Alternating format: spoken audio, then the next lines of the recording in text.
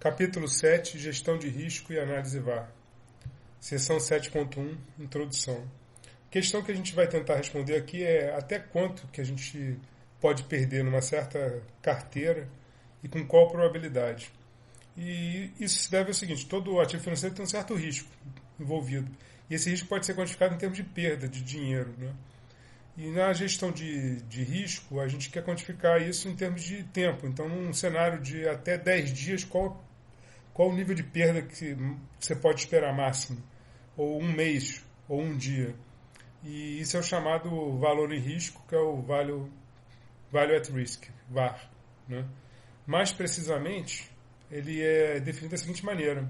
A gente tem fixado um tempo, um dia, 10 dias ou um mês, são os padrões utilizados normalmente. Uma certa probabilidade, tipicamente, é 95, 97,5, 99. 95 é o mais comum, mas varia nessa faixa aí. Você quer saber qual é a perda máxima que a gente pode ter com a carteira ao final desse tempo. Então, a gente vai ver alguns exemplos, assim, com 95% de probabilidade, a perda máxima vai ser de até R$1.000 nesse investimento aqui, alguma coisa assim. Se você botar uma margem maior, com até 99% de probabilidade, aí naturalmente o valor vai ser ainda maior, né? De garantia que vai dar o VAR. Tá? E um padrão utilizado nos Estados Unidos é o One Day 95% USD Value at Risk. Então, você fala assim, por exemplo, que o One Day 95% USD Value at Risk é de $3.000. Então, até um dia, com 95% de probabilidade, a perda máxima ali em dólar vai ser 3.000, em um mês vai ser 11.000, etc. Tá? Então, a origem do VAR vem também do Markowitz, década de 50, mas a popularização dessa medida, né, que está aí muito difundida em carteira de investimento, em vários lugares, órgãos reguladores, foi pelo empenho do banco JP Morgan, banco americano, no final da década de 80. E alguma das razões de sucesso aqui mesmo quem não tem formação técnica, compreende isso de forma simples, né, com a informação que está sendo passada. E investidores também querem ter uma informação desse tipo, saber naquele investimento qual o nível de risco, perda máxima que pode obter, com certa probabilidade. E também em termos de regulação do mercado financeiro, especialmente fundos de pensão, que está sujeito à regulação nesse sentido, que é um dinheiro que tem que ter uma garantia, o valor exposto, né, o valor em risco ali, ele tem que ter um certo máximo, não pode se expor muito. E existem basicamente 3 modelos para você estimar esses valores em risco da carteira. Os mais importantes são o histórico, que a gente vai utilizar mais, vai detalhar na próxima sessão, que é baseado na série histórica, como a gente já viu para estimar retorno e risco, né?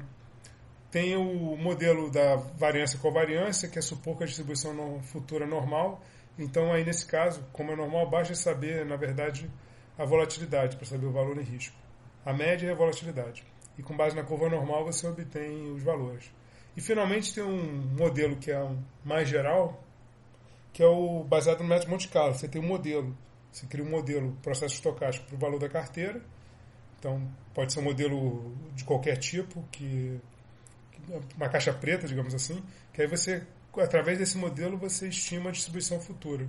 Usando Monte Carlo, e através dessa estimativa de distribuição, você determina os valores, conforme a gente vai ver também numa das sessões. Existem outras métricas de risco, outras formas de medir, e algumas colocações, né? O VAR, por exemplo, mesmo com 2 carteiras com o mesmo VAR, pode ter algo escondido ali que mantém a tendência ao aumento ao longo do tempo, de alguma maneira. Mas, enfim, é um instrumento bem simples, né? Bem direto.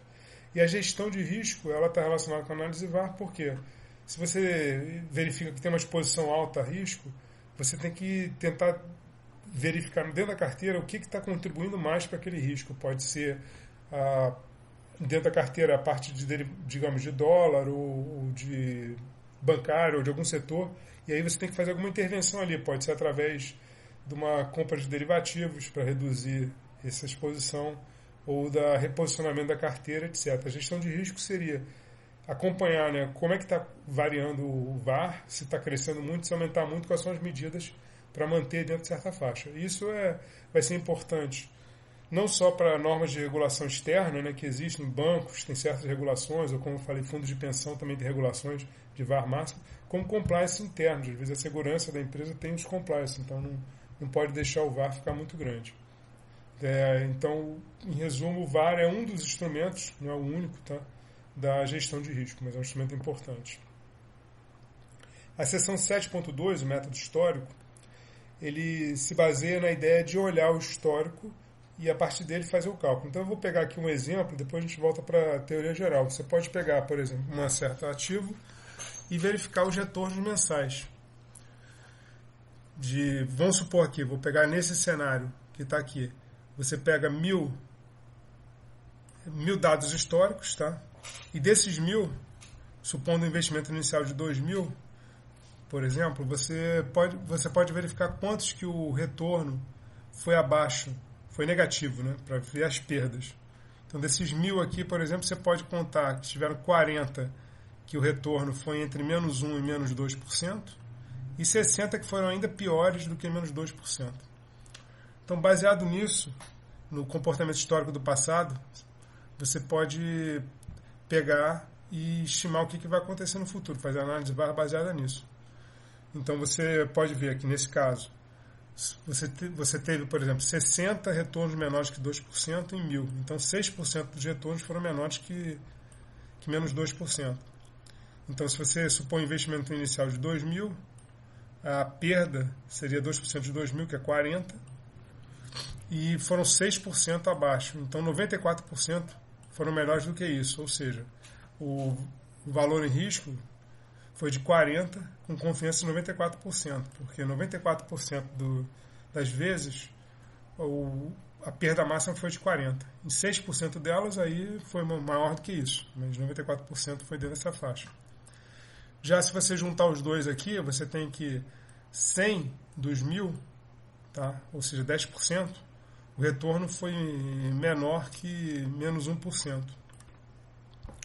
Ou seja, a perda máxima foi de 20 em 90% deles. Então, o valor em risco é de 20, com confiança de 90. Então, você vê que quando você aumenta a confiança para 94, o valor pula para 40. Enquanto que com confiança 90, o valor é 20. Porque à medida que você aumenta a confiança, o valor em risco aumenta, né, consequentemente. De forma geral, como é que você pode fazer isso? Você vai fixar uma carteira ou um ativo específico, pegar um certo histórico, fixar um tamanho, os últimos 6 meses, o último ano, os últimos 5 anos, e baseado nesse histórico calcular a série de retornos. Esses retornos vão ser diários, semanais ou mensais, dependendo se você quer fazer o Value at Risk diário, semanal ou mensal. Você vai organizar em caixinhas. Essas caixinhas são para contar quantos tiveram em cada uma dos intervalos. Os retornos positivos não representam perda, então podem ser todos acumulados. Você vai focar nos retornos negativos. E aqui, por exemplo, eu dividi entre menos 1 e 0%, entre menos 2 e menos 1, menos 2,5 e 3, menos 3 e 2,5 e menos 3%. Para poder dar um exemplo. Você poderia botar outras caixinhas mais detalhadas aqui, né? De menos meio a 0, de menos 1 a menos meio, etc. E aí você faz a contagem. Quantos retornos estão em cada uma dessas caixinhas? Com isso você vai saber qual a probabilidade deles estarem em cada uma das caixinhas. E com essas probabilidades, a gente pode fazer, como a gente fez no exemplo, o cálculo do Value at Risk para com vários níveis de confiança. Então, com 90%, 94%, 95%, de acordo com o que você obter aqui. E com isso calcular a exposição a risco de cada um. Então, essa é a ideia.